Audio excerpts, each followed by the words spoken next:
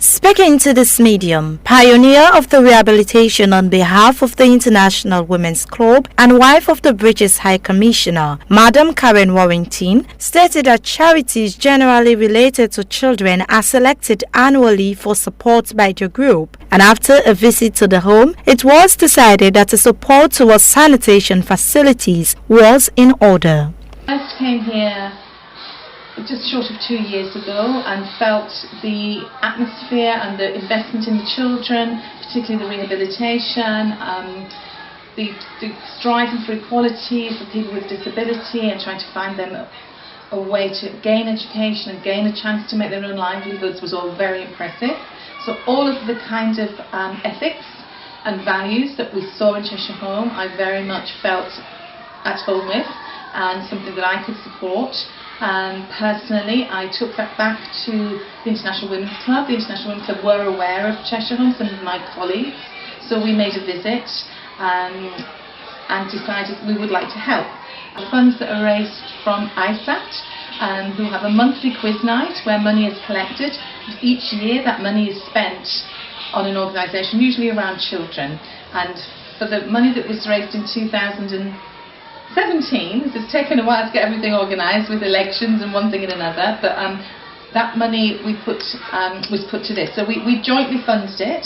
Madam Karen Warrington furthered that the finished work compared to what the facilities looked like before commencement of work is indeed a marvel, and she showered praises on the Republic of Sierra Leone Armed Forces, who she stated physically carried out the rehabilitation.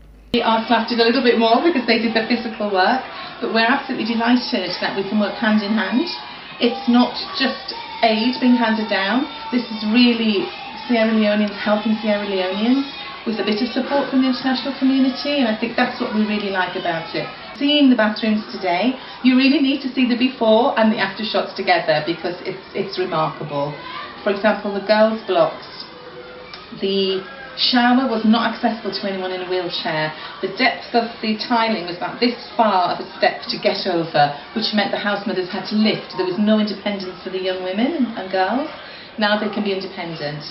The bath was unsafe to use. It wasn't securely fastened to the wall, so it was unusable and actually full of rubble. Just used as a dumping ground. So now people can get in, and if you have pains in your joints, to have a soak in a bath is just an amazing thing. Or to be, if you can't stand, you can sit down, you can get really clean. It's great. Lieutenant Colonel Joseph Bensaido, Commander Alslav Engineer Regiment, stated that though the place itself needed great repairing and construction, the job itself was more than satisfying, and expressed hopes of witnessing children with disabilities becoming a part of Alslav as adults. A month ago, we started the implementation of the project, which included replacement of broken window panes, replacement of faulty door locks and hinges, reinstallation of defective electrical cables, switches and lamp holders, removal and replacement of defective plumbing pipes, fittings and accessories, removal and replacement of plumbing appliances including wash hand basins, water taps, closets, covers, removal and replacement of 1,000-litre existing storage tank, construction of a dwarf wall to support the existing bathtub,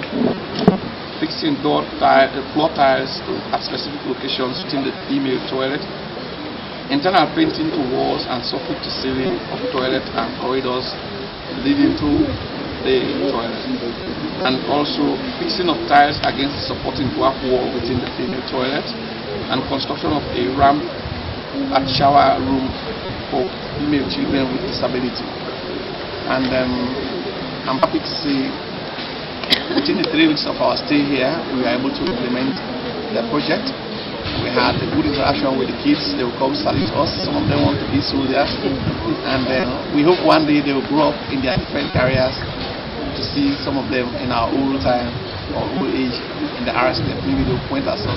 We saw these guys in our midst and we were inspired, and today we are serving the RSF. Chairman of the Freetown Cheshire Home, Abs Tumbuya, stated that having transformations of this sort provides a sense of great accomplishments, as it means seeing his 5-point strategy becoming realities. One is about the Financial resilience. Before we took over, the home only had about 100,000 dirhams in the account, no money. And the first year, making sure that, as the current government is saying, plugging the leaks and making sure there's proper financial resilient plan, we've managed to amass over 280 million. Because in plugging those leaks, we had this mast here which people were renting, the telecommunication. We're not paying rent. So we had to bring them in and say, well, you can't occupy this space and not pay rent. But we're only receiving money from one source, which was the government's Ministry of Education. So it was very challenging in the finances. But we've managed to maintain that, except now as we all speak. It's again we're back in that financial difficulty, because as we speak to date, we haven't received a single cent of subvention from the government. So it's a real struggle, and we have to pay salaries, we have to take care of the kids. When we came here, the kids were only eating 1 meal a day, now they're eating 3 meals a day. There wasn't enough transportation. Now we have, with the kind donation and the support from British High Commission, we managed to get a van, a bus, a Land Cruiser from World Bank. So this is the sort of things that we've managed to achieve within that period. The second one is promoting quality education. And as I said, the head teacher is not currently here, but it's from England. And we wanted to make sure that there is that quality education improving the school. And we've managed to achieve that to some extent. The other pillar is to look at making sure that we have a conducive environment. This is where you come in, the Army and the IWC, to ensure that this place is conducive for these children to use the bathrooms, to be able to shower properly. And we're very grateful for the work you've done.